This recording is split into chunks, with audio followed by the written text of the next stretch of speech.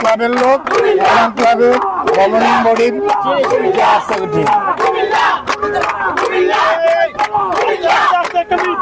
মোহনে খেলে 5 বছর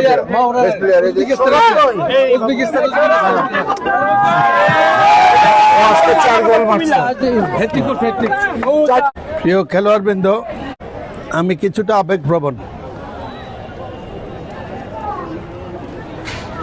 সাদা কালো খুব সম্ভবত আমার রক্তেরও রং।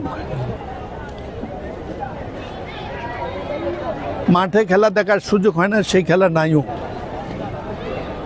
কিন্তু জয়লাভ করলে খুশি হই। বাসাও রান্নাবান্না একটু ভালো হয়, যাকে সামনে পাই তাকে কিছু খাওয়াতে চেষ্টা করি, হারলে ঘুম বন্ধ হয়ে যায়। খেলোয়াড়দেরকে কৃতজ্ঞতা জানাই, আজকে অনেকদিন পরে একটু ভালো মানের ফুটবল দেখলাম। আর বাদার্সের আমির খানের সাথে দেখা হয়েছে, ওকে আমি বাচ্চা বয়সে দেখেছি।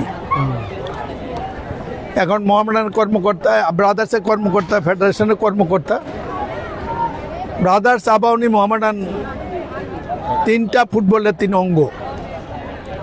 আমরা ফুটবলের লেভেল পরিবর্তন করেছিলাম, এশিয়ান লেভেল ক্রস করেছিলাম।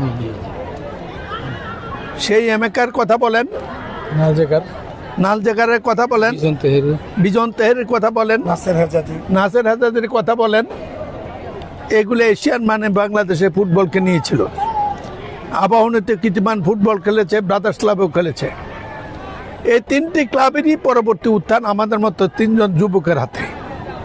মোহন ক্লাবের প্রতিষ্ঠাতা মনিরুল ইসলাম এই স্টেডিয়ামের প্রতিষ্ঠাতা। এখানে নিয়মিত খেলা হতো, রকিবউদ্দিন মেমোরিয়াল। ওনার বাড়ি এই মাটিতে, কবরও এই মাটিতে। উনি আধুনিক মোহামেডানের জনক। আমি কথা বাড়াবো না।